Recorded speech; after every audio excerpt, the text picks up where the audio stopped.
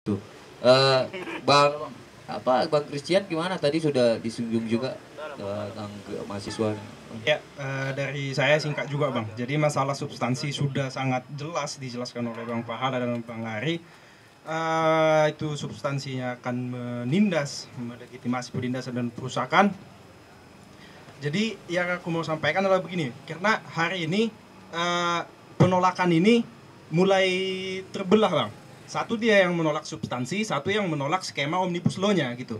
Nah, eh, saya ingin lebih menitik beratkan pada supaya kita yang di sini dan insya Allah juga kawan-kawan kita yang di luar menyatukan persepsi bahwa Omnibus Law ini memang harus kita tolak juga. Jadi tidak perlu ada pemilahan kita hanya menolak substansi kita atau kita hanya menolak skema Omnibus Law, tapi kita memang menolak secara utuh semua substansi keseluruhan yang disusun dengan cara skema Omnibus Law itu gitu. Karena sedikit aku mau sampaikan juga Bang. Karena kita bisa lihat RUU Cipta Kerja ini kan dia skema Omnibus Law ini dia hanya mencomot-comot pasal-pasal saja dari undang-undang yang sudah ada sebelumnya gitu. Nah, itu sangat kontras juga bahwa itu ya sangat syarat muatan politis gitu, syarat akan kepentingan-kepentingan pengusaha, kepentingan-kepentingan pihak-pihak tertentu lah yang pasti bukan kepentingan kita gitu kan. Jadi yang saya katakan adalah begini, sementara undang-undang yang sudah ada ini, yang sudah ada sebelumnya ini, katakanlah UU PPLH, Undang-Undang Ketenagakerjaan, kan dia dikonstruksikan secara komprehensif kan. Nah, jadi dia tidak ini itu. Jadi dia memang sudah ada landasannya, sudah ada tujuannya gitu, dan dia tidak bisa dipahami hanya pasal per pasal, bagian per bagian kan gitu Bang. Cara Jadi utuh ya. ya, jadi dia akan dikonstruksikan secara utuh gitu. Contohnya Undang-Undang Ketenagakerjaan itu. Nah, ini pemerintah mau mencomot hanya beberapa pasal dari Undang-Undang Ketenagakerjaan dimasukkan ke Undang-Undang Cipta Kerja ini, terus digabungkan lagi sama dengan pasal-pasal yang ada di Undang-Undang Perlindungan dan Pengelolaan Lingkungan Hidup. Nah, digabungkan jadi satu undang-undang untuk memuluskan jalannya investasi. Kan betul kayak abang sana bilang tadi ya, jancu kan gitu kan. Masa itu sangat sangat kontras lah dia, memang yang saya katakan tadi di awal, dia akan merusak sistem hukum kita. Jadi memang saya menyatakan itu juga pada saat ini, bahwa kita tidak hanya menolak substansi, tapi kita juga menolak skema Omnibus Law diterapkan di Indonesia ini, karena dia sangat potensial untuk mengakomodir kepentingan-kepentingan. Dan lagi memang ini biasanya omnibus law itu kan untuk negara sivil lo ya. Common law. Common law. Iya, dan kita secara historis adalah civil law yang hukum kita positivistik gitu. Jadi secara logika pun sangat hampir tidak mungkin kita menggunakan skema omnibus law ini untuk mengintegrasikan undang-undang gitu, karena undang-undang kita banyak sekali gitu kan. Nah itu, jadi memang saya ingin menegaskan juga bahwa pada tujuan awal dari omnibus law ini, yaitu tadi yang kita katakan sebagai tujuannya dua tuh, penyederhanaan dan sinkronisasi gitu. Nah dua itu tidak tercapai gitu, tidak tercapai Bang. Dan malahan kalau RUU Cipta Kerja ini nanti disahkan, bukannya malah menyederhanakan regulasi kita, malahan makin banyak Bang. Katakanlah peraturan pelaksananya nanti, peraturan pemerintah itu. Nah, ini mungkin satu undang-undangnya, Undang-Undang Cipta Kerja, tapi peraturan pemerintahnya ada berapa puluh itu, nanti ada berapa ratus gitu kan. Tapi menarik kalau Omnibus Law ini kan misalnya dengan Undang-Undang Pengendalian hidup itu tadi kan sejajar ini sifatnya. Ini undang-undang mana yang akan dipakai? Nah, ya kan di situ tadi itu yang kukatakan Bang, bahwa posisi Undang-Undang Cipta Kerja ini nanti gak jelas gitu. Katakanlah lex spesialis, lex generalis. Nah, ini kan sama-sama undang-undang, tapi makanya aku katakan tadi ini undang-undang multisektor gitu. Dia jadi semacam undang-undang payung, tapi untuk memayungi kepentingan-kepentingan jancu itu. Ya kan gitu. Jadi ya memang legitimasinya pun dia nggak punya dalam tatanan hukum kita. Jadi ya kita harus gagalkan, kita harus tolak. Oke. Menarik memang undang-undang ini kan hierarkisnya itu kan undang-undang dasar, undang-undang gitu kan. Jadi kalau dia bertentangan langsung ke undang-undang dasar. Ya, Kalau dia bertentangan sama-sama undang-undang itu gimana? bertentangan sama undang-undang. Nah, disitulah dia berlaku yang kukatakan tadi bang, ada gium lex specialis derogat lex generalis gitu.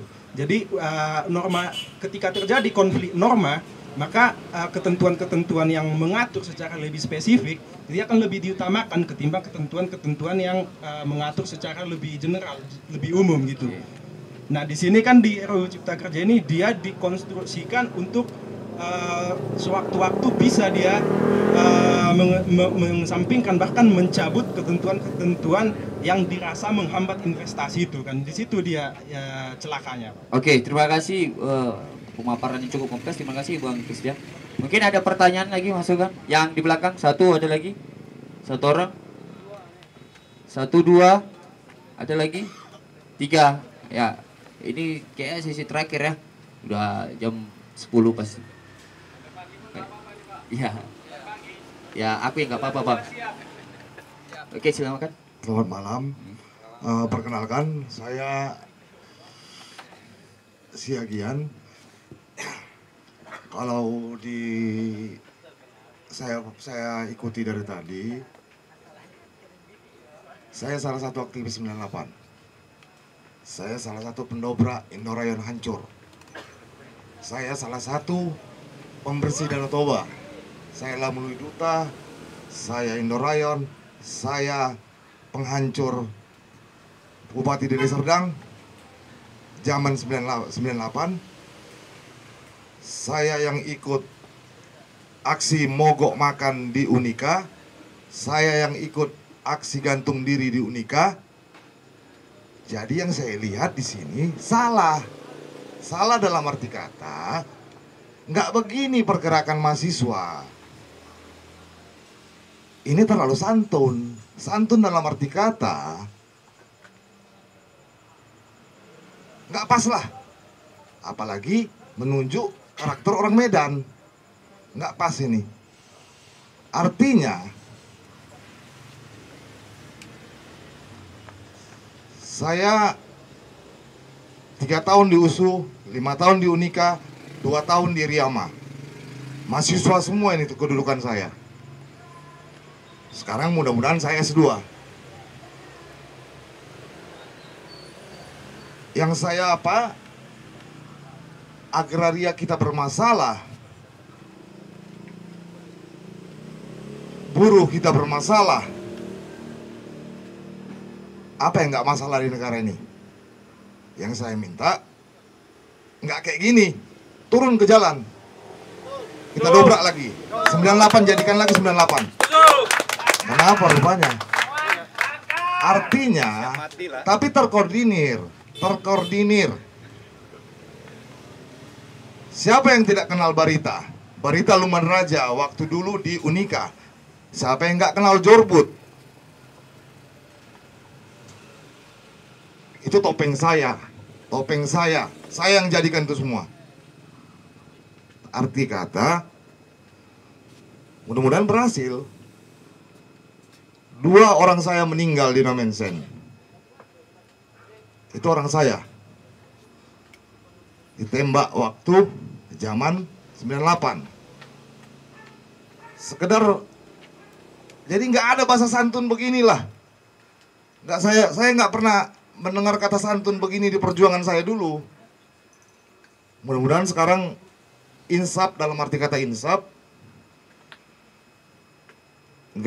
bukan artinya bukan insaf mengikuti apa yang kata orang, apa kata negara, apa kata Jokowi, apa kata siapapun itu pemimpin negara. Soeharto jatuh. Saya rasa ada gara-gara saya juga.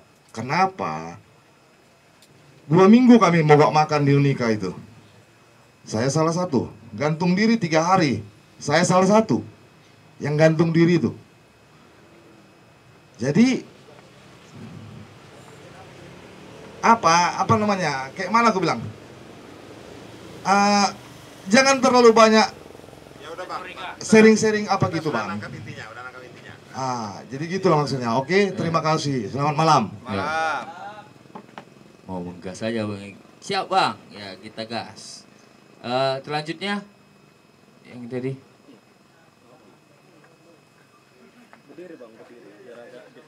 Selamat malam. Saya bukan siapa-siapa. Saya sendiri dari keluarga yang baik-baik.